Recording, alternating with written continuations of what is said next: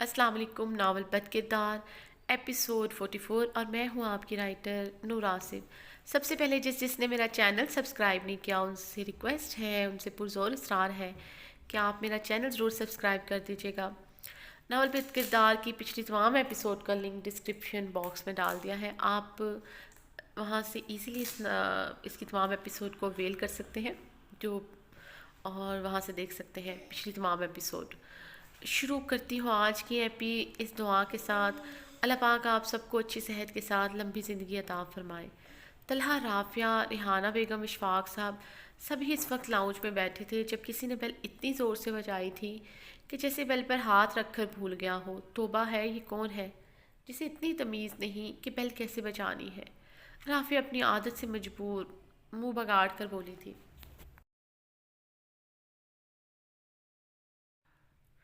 तलहा ने बाहर जाकर दरवाज़ा खोला तो सामने ही मिराल खड़ी थी। रंग जर्द हुआ, गाल पर नील का निशान। मिराल अच्छी तरह खुद को दुपट्टे में कवर करती है, जैसे खुद को छुपा रही हो।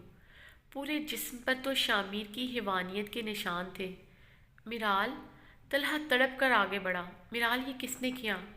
क्या हुआ है तुम्हें? तलहा ने इसे थामा था। अगर वो थोड़ी और देर करता तो शायद मिराल ज़मीन बोस हो जाती। मिराल की ये हालत देखकर तलहा के दिल पर बर्छियाँ सी चली थीं। अपनी जान से भी ज़्यादा वो मिराल से प्यार करता था। मिराल, क्या हुआ है तुम्हें? आंखें खोलो प्लीज़। तलहा मिराल को दीवानावार पुकारने लगा।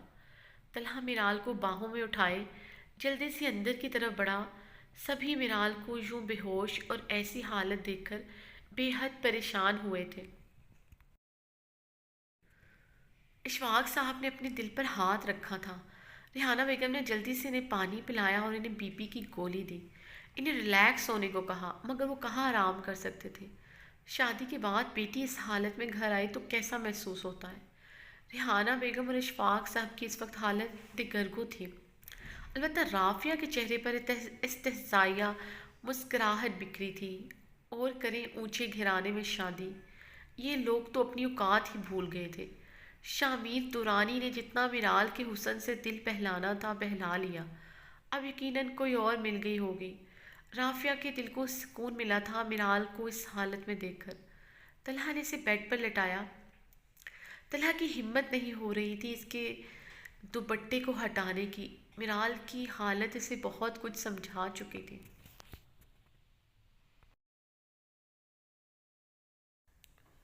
तलहा की आंखें पल में लहू रंग हुई थी। शामिर दुरानी, तुम ये कैसे कर सकते हो? बीवी है ये तुम्हारी। लोग तो ज़रे खरीद कनीज़ों के साथ भी ये सब कुछ करने से पहले 100 बार सोचते हैं। तुमने अपनी ही महरम, अपनी ही बीवी के साथ ये सब कुछ किया। तलहा ने झुककर मिराल के माथे पर प्यार किया था। तलहा की आंख से निकलते आंसू मिराल के चेहरे पर गिरे थे। बेटी से बढ़कर थी मिराल इसके लिए। रिहाना बेगम की हिम्मत नहीं हो रही थी अंदर जाकर मिराल को देखने की। इनकी शहजादियों जैसी बेटी, परियों जैसा हुस्न रखती थी। क्या हालत थी आज इसकी? क्या ये सब कुछ शामिर दुरानी ने किया है? रिहाना बेगम ने अपने दिल पर हाथ रखा।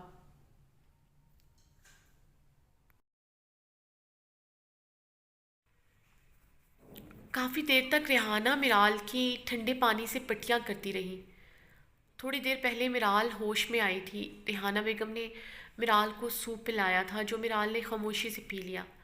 इसके बाद रेहाना बेगम ने मिराल को मेडिसिन दी, लाइट ऑफ कर दी। मिराल की तरफ बिना देखे कमरे से बाहर आ गई।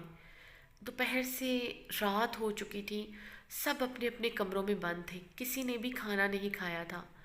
तलहा आज ऑफिस भी नहीं गया था। पूरे घर में मौत सा सन्नाटा छाया था। तलहा इशफाक साहब और रिहाना बेगम को कमरे से बाहर लाया था और राफिया को इनके लिए कुछ खाने को लाने को कहा। तलहा ने ज़बरदस्ती सबको खाना खिलाया। अभी सब खाने से फारिग हुए ही थे और खामोशी से लाउंज में बैठे थे कि मिराल दरवाज़ा खोलकर बाहर आई और इशफाक साहब की गोद में सर रखकर फूट फूट कर रो दी।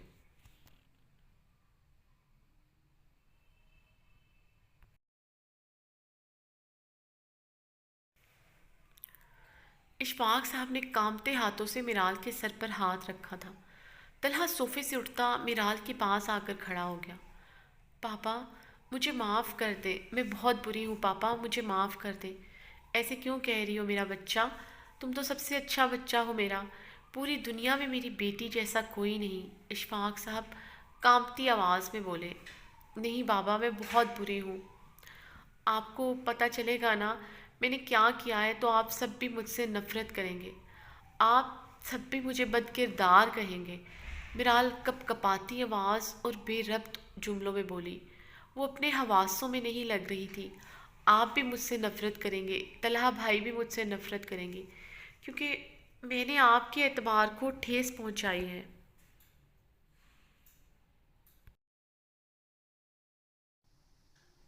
طلحہ بھائی نے مجھے کتنا مان دیا، کتنا پیار دیا، کبھی مجھ پر روک ٹوک نہیں کی، اور میں نے کیا کیا؟ مرال ہچکیوں سے بولی۔ مرال تم یہ سب کیا کہہ رہی ہو؟ ریحانہ بیگم نے تشویش زدہ انداز میں مرال کے پاس آئی تھیں۔ طلحہ اور رافیہ خاموشی سے کھڑے یہ سب دیکھ رہے تھے۔ مرال ہچکیوں سمیت سب کچھ بتاتی چلے گی، فیک اکاؤنٹ، کسی لڑکے سے بات کرنا، زیان کے بارے میں سب کچھ مرال نے سب کچھ بتا دیا تھا۔ وہ اب اور بوجھ نہیں اٹھا سکتی تھی۔ اب وہ اشفاق صاحب کی گود میں سر رکھے لرزتے وجود کے ساتھ رو رہی تھی۔ اشفاق صاحب خاموشی سے بیٹھے تھے۔ انہوں نے اپنا ہاتھ مرال کے سر سے ہٹا لیا تھا، جسے مرال محسوس کر کے اور بھی زیادہ ہچکیوں سے رونے لگی۔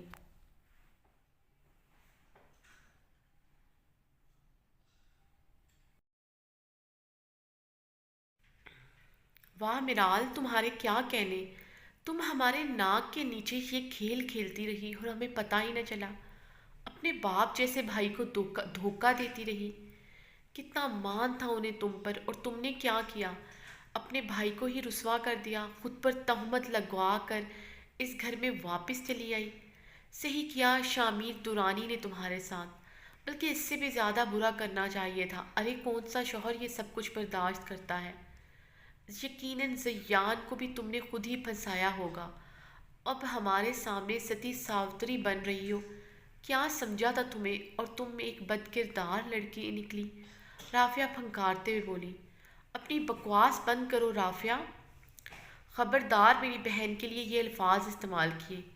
میری بہن کا کردار آج بھی بے داغ ہے، میری بہن آج بھی میرا غرور ہے، میرا فخر ہے۔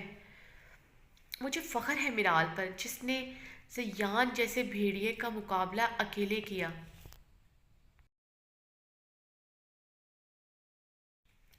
مرال نے بے یقینی سے طلحہ کو دیکھا تھا۔ یہ الفاظ اس کے لیے بولے جا رہے تھے؟ وہ تو جانے کتنے عرصے سے خود کے لیے بد کردار کا لفظ ہی سنتی آئی تھی۔ طلحہ کے لفظوں نے اس کے اندر توانائی سی بھر دی تھی۔ دکھ تو مجھے اس بات کا ہے، شوق تو مجھے اس بات کا لگا کہ میری بہن نے مجھ پر اعتبار نہیں کیا، اکیلے یہ سب کچھ سہتی رہی۔ طلحہ کی آنکھوں سے آنسو بہنا شروع ہو چکے تھے۔ مرال تڑپ کر اٹھی تھی اور طلحہ کی باہوں میں سما گئی۔ مرال طلحہ کے سینے کے سان لگی، سسکیوں سے رونے لگی۔ بس میری شہزادی، اب اور نہیں، جتنا رونا تھا رو لیا، جتنا برداشت کرنا تھا کر لیا، اب میں تمہاری آنکھ میں ایک آنسو بھی نہ دیکھوں۔ طلحہ مرال کے آنسو صاف کرتا پیار سے بولا تھا۔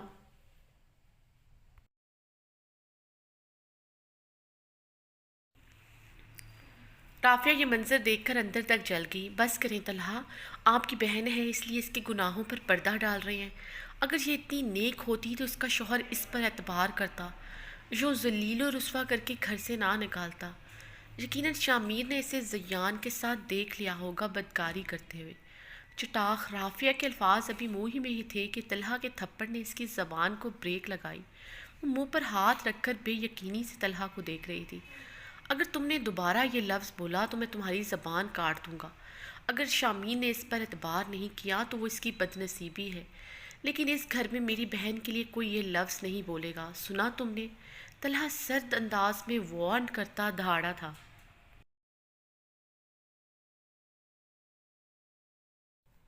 طلحہ تم نے مجھ پر ہاتھ اٹھایا، میں تمہارے گھر نہیں رہوں گی، جا رہی ہوں تمہارا گھر چھوڑ کر ہمیشہ ہمیشہ کے لیے۔ رہو تم اپنی بہن کے ساتھ، مجھے پتا تھا میرال ایک دن میرا گھر برباد کر کے رہے گی، اور وہ اس نے کر دیا۔ خوشیاں مناؤ میرال، اپنے گھر کے ساتھ میرا گھر بھی برباد کر دیا۔ رافیہ جاہلوں کی طرح اونچا اونچا چیخنے لگی۔ میرال خاموشی سے کھڑی آنسو بہاتی تھر تھر کانپ رہی تھی۔ طلحہ نے اس کا کپ کپانا محسوس کر کے اب اسے اپنی باہوں کے حصار میں لیا تھا۔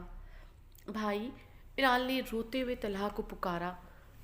کچھ نہیں ہوا میرا بیٹا، کچھ بھی نہیں ہوا، تم ریلیکس رہو۔ میرال کی ذہنی حالت ٹھیک نہیں لگ رہی تھی۔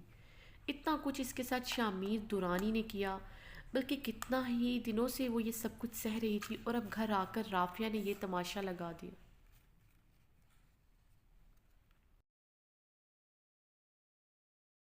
رافیہ غصے سے اپنے کمرے میں چلی گئی تھی۔ طلحہ نے میرال کو صوفے پر بٹھا کر پانی پلایا۔ میرال کی حالت دیکھ کر وہ کڑ رہا تھا۔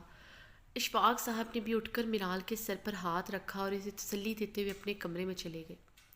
ریحانہ بیگم نے میرال کو اپنے سینے سے لگایا تھا۔ میرال چیخیں مار مار کر رونے لگی۔ ریحانہ بیگم بھی میرال کو چپ کرواتے کرواتے خود بھی رونے لگی۔ رافیہ تنتناتی ہوئی اپنے کمرے سے بیگ لیے باہر آئی تھی۔ طلحہ، میں اب کبھی بھی واپس نہیں آؤں گی، آپ کو حساب دینا پڑے گا مجھ پر جو ہاتھ اٹھایا آپ نے۔ طلحہ ایک ہی جست میں رافیہ تک پہنچا تھا۔ جو تم نے اپنے لفظوں سے میری بہن کا دل دکھایا وہ کیا؟ بدن پر لگے زخم تو ایک دن مٹ جاتے ہیں، مگر لفظوں کے تیر تو ساری عمر روح میں نشتر چبھوتے ہیں۔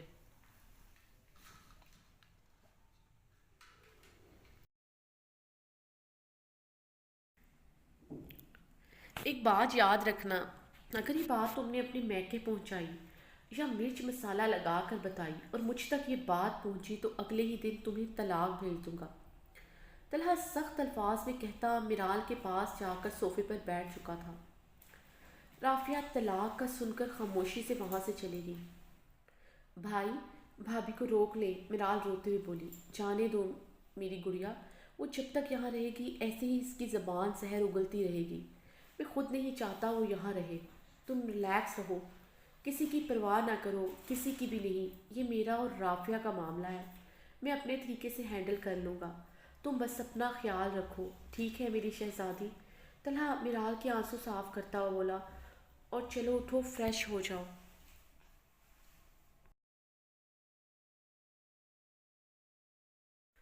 نہیں، باہر کھانا کھلاتا ہوں، واپسی پر آئس کریم بھی کھائیں گے۔ طلحہ میرال کو بچوں کی طرح پچکارتے ہوئے بولا تھا۔ نہیں، مجھے کہیں نہیں جانا، میرال نے نفی میں سر ہلایا۔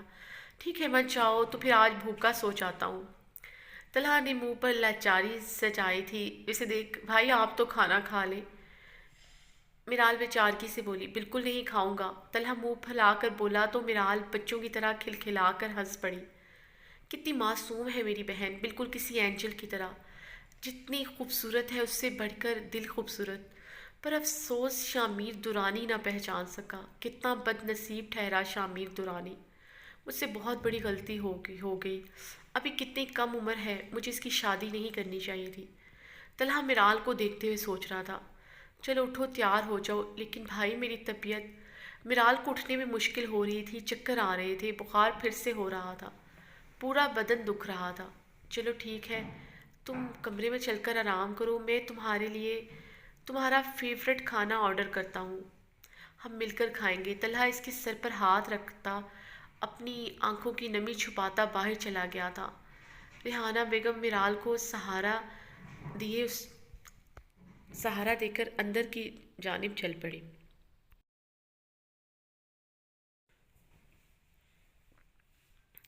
آج 1 مہینہ ہونے کو آیا تھا میرال کو گھر چھوڑے ہوئے۔ شامیر ٹیرس پر کھڑا سگریٹ پی رہا تھا۔ دسمبر کی یخ بستہ سمندری ہوائیں چل رہی تھیں جو جسم کو چیرتی ہوئی گزر رہی تھیں۔ شامیر صرف ٹی شرٹ اور ٹراؤزر پہنے کھڑا تھا۔ اچانک ہی بارش شروع ہوئی۔ شامیر ٹیرس پر کھڑا بھیگتا رہا، آنکھیں لال سرخ انگارہ ہو رہی تھیں۔ شامیر سارا دن تو خود کو بزنس میٹنگ میں مصروف رکھتا، مگر رات کو وہ ٹیرس پر کھڑا یوں ہی سگریٹ پیتا رہتا، اندر ہی اندر جلتا رہتا۔ یہ سوچ ہی اسے پاگل کر دیتی کہ میرال اسے دھوکہ دے رہی تھی۔ جس کی سوچوں میں بھی وہ کسی کا عکس برداشت نہیں کر سکتا تھا، اس کا کردار ایسا نکلا۔ وہ زیان سے بات کرنے کے لیے کیسے ترلے کر رہی تھی۔ شامیر نے سگریٹ کو اپنی انگلیوں سے बुझाया था।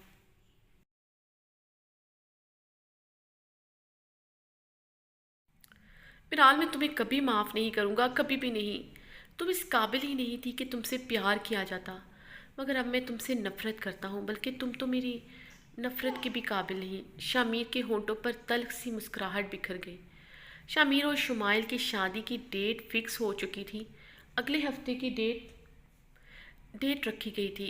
वो ऑफिस में बैठा लैपटॉप पर काम कर रहा था जब शुमाइल जीन्स और शॉर्ट शर्ट पहने अंदर दाखिल हुई। शमी ने बेजारी से लैपटॉप से नज़रें उठाकर शुमाइल को देखा था, जो डार्क मेकअप किए, सुर्ख लिपस्टिक लगाए, सुर्ख बालों के साथ इसके सामने खड़ी थी। तुम यहाँ पर क्या कर रही हो? शामिर अपनी चेयर से खड़ा हुआ था और मोबाइल उठाए किसी को कॉल मिलाने लगा। इससे पहले शुमाइल जवाब देती, शामिर मोबाइल पर मसरूफ़ हो चुका था। मोबाइल बंद करता शामिर दोबारा शुमाइल की तरफ मुतवज्जे हुआ। जल्दी बोलो, जो भी कहना है, मुझे कहीं जाना है। शामिर ने खड़े खड़े ही लैपटॉप पर कुछ टाइप किया था। इसने मुकम्मल शुमाइल को इग्नोर कर रखा था, क्योंकि शुमाइल को देखकर शामिर को बहुत कोफ्त हो रही थी।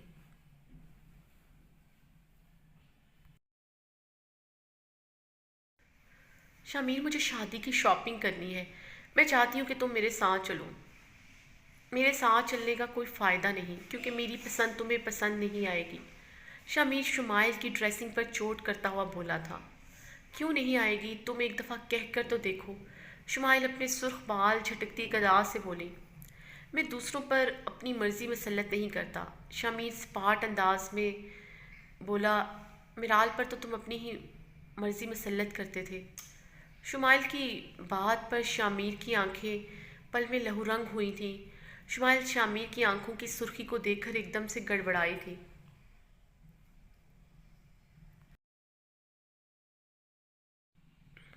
आइंदा उसका नाम मेरे सामने मत लेना। शामिर ने कहते साथ ही अपने वॉलेट से क्रेडिट कार्ड निकालकर टेबल पर फेंका था। इसे लो और जितनी शॉपिंग करनी है करो। शामिर सर्द लहजे में कहता अपना कोट उठाए वहाँ से निकल गया। शामिर के जाने के बाद शुमाइल ने क्रेडिट कार्ड उठाकर अपने पर्स में डाला था। नहीं तो ना सही, मुझे भी तुम्हारी ज़रूरत नहीं। जिसकी ज़रूरत थी वो मुझे मिल गया है। शुमाइल अपना पर्स उठाती बाहर को चल दी। शामिर लाउंज में बैठा था कि फरखंदा ढेर सारी शॉपिंग बैग्स उठाए अंदर दाखिल हुई थी।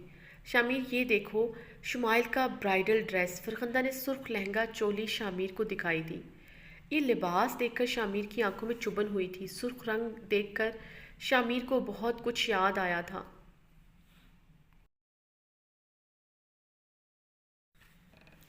आपा शुमाइल की ड्रेस नहीं पहनेगी, बल्कि रेड कलर का कोई भी ड्रेस हमारी तरफ से नहीं होगा।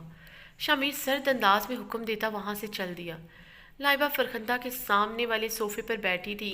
फरखंदा को इस्तेज़ाया मुस्कुराहट के साथ देखती वहाँ से चली गई। शामिर कमरे में आकर सिगरेट सिलगाए कमरे की ग्लास विंडो से बाहर देख रहा था। कई यादों के दीप दिल में सुलगे थे। सोना मन का आंगन है, ये कैसा खालीपन है।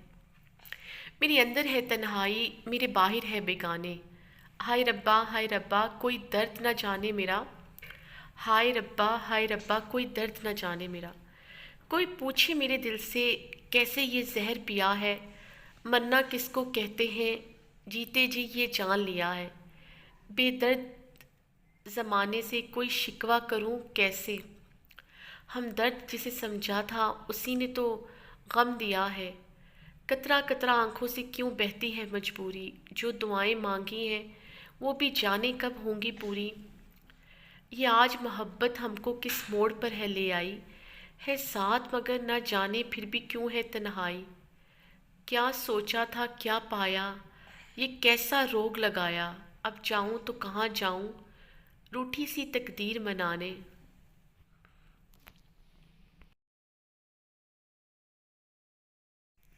लाइबा दरवाज़ा नॉक करके अंदर दाखिल हुई थी। शामिर ख्यालों की दुनिया से बाहर आया।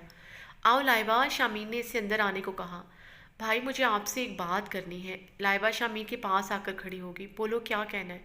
भाई, आप ये क्यों कर रहे हैं? प्लीज़, अभी भी वक्त है, ये शादी मत करें भाई, वरना सब कुछ बर्बाद हो जाएगा। लाइबा इल्तिजाई अंदाज में बोली। लाइबा, मैं फ़ैसला कर चुका हूँ और ये शादी होकर रहेगी और अगले हफ्ते ही होगी। तो ठीक है, آپ یہ شادی کرنا چاہتے ہیں تو کر لیں شادی، مگر بھابھی کو طلاق دے دیں۔ لائبہ کے بولنے پر شامیر دھاڑا تھا، لائبہ آئندہ سے یہ لفظ میرے سامنے مت بولنا۔ کیوں نہ بولوں؟ آپ بھابھی سے اپنا تعلق ختم کر چکے ہیں، آپ دوسری شادی کر رہے ہیں، بھابھی کو آپ نے گھر سے نکال دیا ہے، تو پھر بھابھی کو آزاد کر دیں تاکہ وہ بھی آگے بڑھ سکے، اپنا گھر بسا سکے۔ ایک اچھا جیون ساتھی چننے کا انہیں بھی حق ہے۔ چٹاک شامیر کا ہاتھ اٹھا تھا لائبہ پر۔ لائبہ نے منہ پر ہاتھ رکھ کر شامیر کو بے یقینی سے دیکھا۔ شامیر نے اپنا ماتھا سہلایا تھا۔ میں تم پر ہاتھ نہیں اٹھانا چاہتا تھا، مگر آئندہ میں تمہارے منہ سے یہ بکواس نہ سنوں۔ وہ ساری عمر میرے نام پر بیٹھی رہے گی، میں کبھی اسے کسی اور کے لیے نہیں چھوڑوں گا۔ ساری زندگی اسے میرے نام پر بیٹھنا پڑے گا، میرے نکاح میں رہنا پڑے گا۔ شامیر آنکھوں میں وحشت لیے پھنکارا تھا۔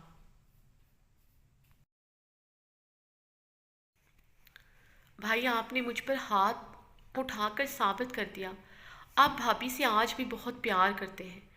باقر کی سچائی سن کر آپ کا ہاتھ مجھ پر نہیں اٹھا تھا، اتنی سی بات میرے منہ سے بھابھی کے لیے نہیں سن سکے۔ آپ کا مجھ پر ہاتھ اٹھ گیا۔ بھابھی کو کسی اور کے ساتھ سوچ کر بھی آپ کی آنکھیں وحشت برسا رہی ہیں۔ آپ کو بھابھی پر یقین ہو یا نہ ہو، مگر مجھے بھابھی پر پورا یقین ہے۔ میں نہیں جانتی اس رات آپ دونوں کے بیچ کیا ہوا، مگر اتنا جانتی ہوں جس دن سچائی آپ کے سامنے آئے گی، آپ میرال بھابھی سے نظریں ملانے کے قابل نہیں رہیں گے۔ لائبہ کہتی وہاں سے چلی گئی۔ شامی نے غصے سے گلاس ونڈو پر زور سے ہاتھ مارا تھا۔ میرال، تمہاری سچائی میں جانتا ہوں، تم کتنی گری ہوئی ہو، تم میری محبت کے لائق نہیں ہو۔ نفرت کرتا ہوں تم سے، تم صرف شامیر درانی کی نفرت کے لائق ہو۔ لیکن تمہیں کسی کے لیے نہیں چھوڑوں گا، ساری عمر تم میرے نام پر بیٹھی رہو گی، تمہیں میں کسی کے لیے بھی نہیں چھوڑوں گا، نہ تمہیں اپناؤں گا نہ تمہیں چھوڑوں گا۔ شامیر بالوں کو مٹھیوں میں جکڑے چلایا تھا۔ نفرت کرتا ہوں تم سے، صرف نفرت۔ شامیر غصے سے اپنا کوٹ پہنتا کمرے سے باہر نکلتا کار پورچ کی طرف آیا اور گاڑی سٹارٹ کیے باہر نکل گیا تھا۔ اب یقیناً شامیر درانی نے ساری رات گاڑی سڑکوں پر دوڑانی گاڑی سڑکوں پر دوڑانی تھی۔ اس کمرے سے تو اسے وحشت محسوس ہو رہی تھی۔